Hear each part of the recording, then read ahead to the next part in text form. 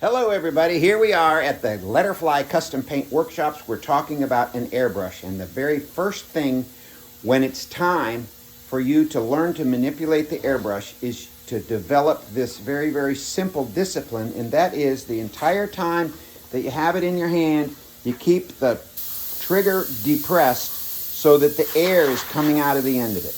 Do that and that will simplify your relationship with the airbrush. So keep the air on at all times. Then what we want to begin with is learning how to make the needle go back and forth, and that's what influences the amount of paint that comes through it. And at the beginning, what I want you to do is practice making dots.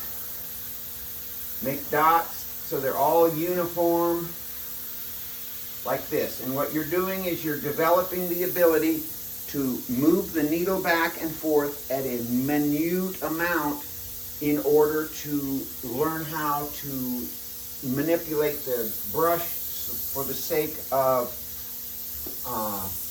painting with the airbrush. The next thing I want you to practice is what I call the stroke.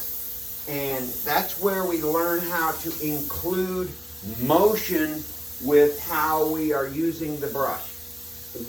There are three different kinds I want you to learn. One of them is where you start with a very thin stroke and it goes to something very thick. And the way that you accomplish this is by gradually letting the needle out while you travel. And it gives you a point on this end, and then when you really blast ink out at the end and stop, it leaves you a blunt end on the other end. The opposite is true also. Start with a blunt end and go to a point. Start with a blunt end and go to a point.